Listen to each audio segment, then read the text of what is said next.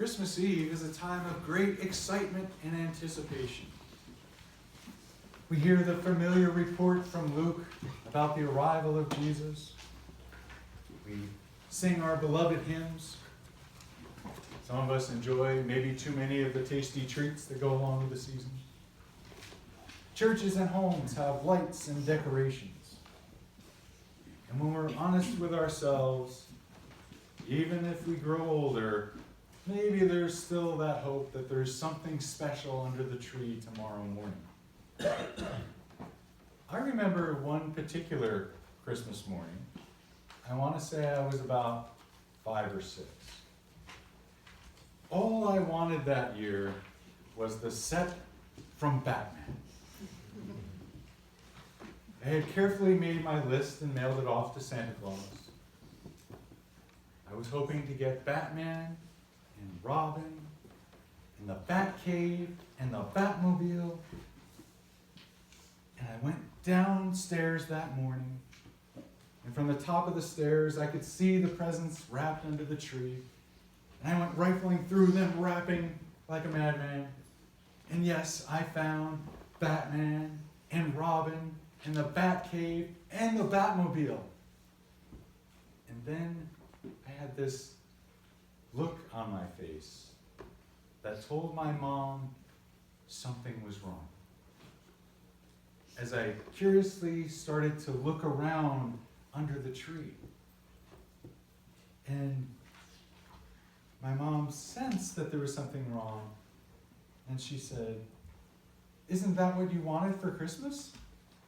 And I said, "Well, yeah." "Then what's the problem?"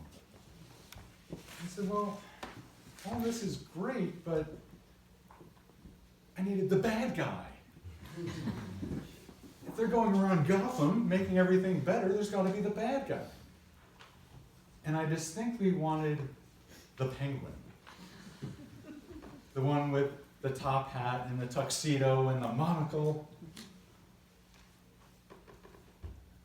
So my mom, trying to be sensitive to my disappointment on Christmas morning, said, "Maybe Santa left the Penguin at Oma and Opa's house."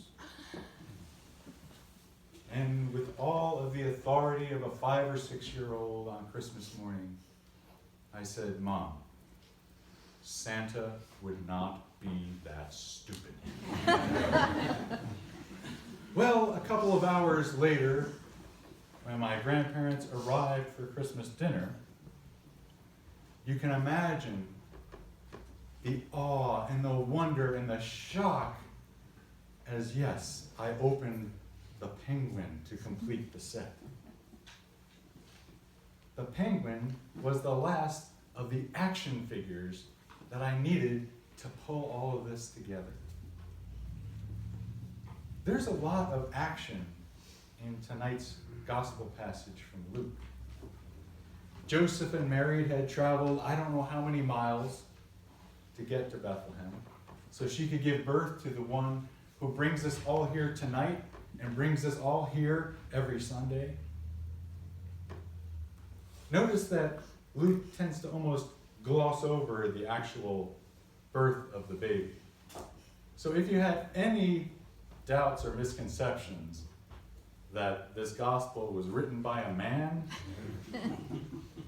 let me disavow you of any of that, because it almost comes across like Luke is that uncomfortable, awkward guy at a baby shower who excuses himself to the next room when any talk of labor and delivery comes up. Anyone who's around or been around a new baby knows there's plenty of action. Everybody becomes an action figure.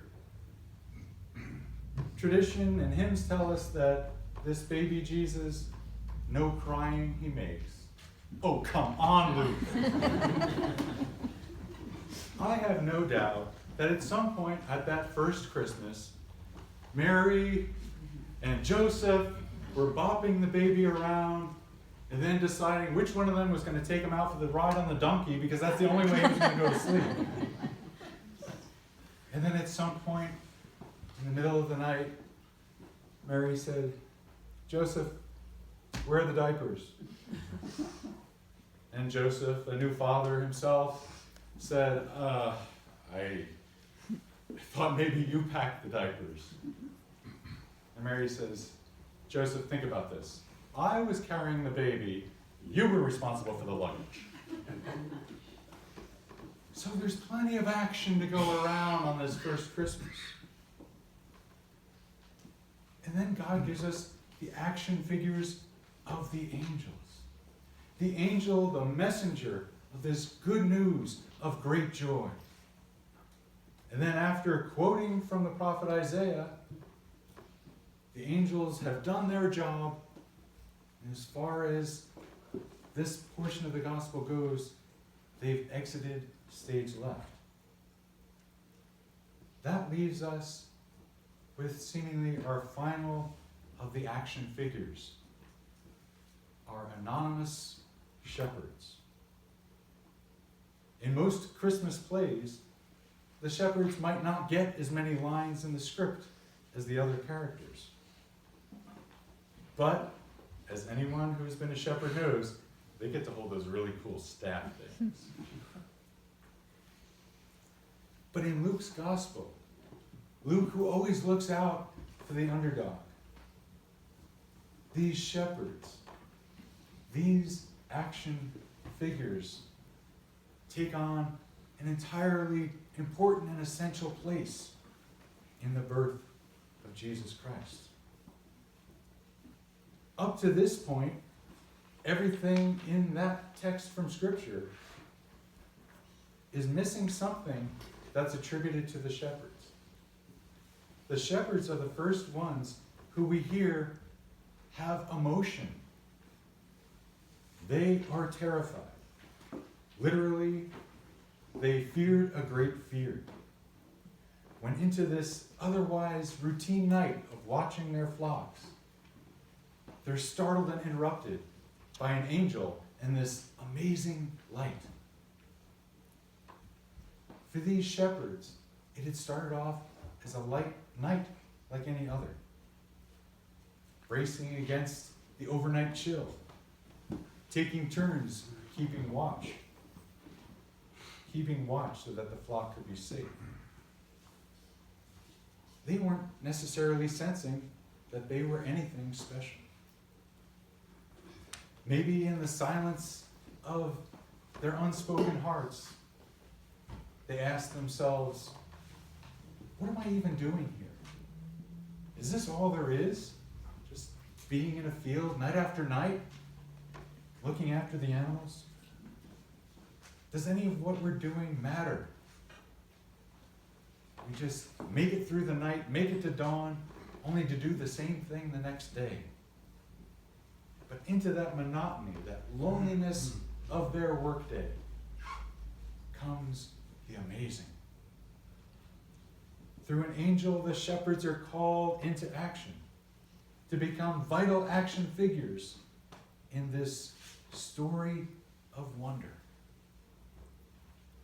What might it be like for us if we sensed sheer light and angel messengers interrupting our regular day-to-day existence? What if, even for a moment, we suspended our regular routine of doing laundry and making lunches, getting from point A to point B, of answering phone calls? What if, in all of that, we were awoken and startled in the middle of our nights, drawn into the action? Luke tells us that in response to this great fear that they were fearing, the shepherds actually did quite a bit of action. Notice that the first thing they do, like any good Presbyterian committee, they talked it over. They deliberated. They figured out what they were going to do. We imagine some may have impulsively said, hey, we heard what they said, let's go. And others among them who, one of my supervisors, Reverend Dawn Adamy, when I was at Hillsborough. Maybe there were some among them that she would describe as those who had a default no. Because there are naysayers in any group. Now admit it. Who else, like myself, would wonder if any of the shepherds asked the question, what about the last line? And that's what Christmas is all about, Charlie Brown. But some, if not all of them, did step into action, venturing from wherever they were in the field to get down into the town of Bethlehem. Luke doesn't tell us precisely how they found Jesus. Remember that Luke doesn't give us that guiding star that Matthew does. Perhaps some of these shepherds knew the town of Bethlehem well. As people who tended the flocks, they may have known where the stalls were, where the caves were, where this birth had taken place. However it was that they happened, they got there. They found the baby. They found Joseph and Mary. They responded to the call, having trusted God, having trusted what was told to them. Our action figures from that first Christmas heard the news, talked it over, and found the baby. Next comes the interesting part. They made it known. With intention and purpose, with inspiration and joy, they shared this great news. They made known these things, publicly telling people. Maybe they first started with the people right around there, the person who lent them the space that night. Maybe they went door to door. We don't know precisely who they told or what order they went. We just know that they didn't hold on to this for themselves. They went out and told people. Being an action figure means that as much as we treasure gathering in worship, especially on a night as precious as this one, our privilege and opportunity and responsibility is to share this good news that we have heard, to share the good news we have seen, to share the good news of what has somehow touched us in a personal way. These shepherds who never get a name, these blessed action figures, had a profound effect on everyone, including Mary. We're told that she pondered these things. Literally, she tossed them together. She kept playing the shepherd's words over and over again in her mind, with everything that Mary already knew. There she was in this mean estate that scarcely passes for a maternity ward. And she's ruminating on the energy of the words of these shepherds that moved her so deeply. Good news of great joy.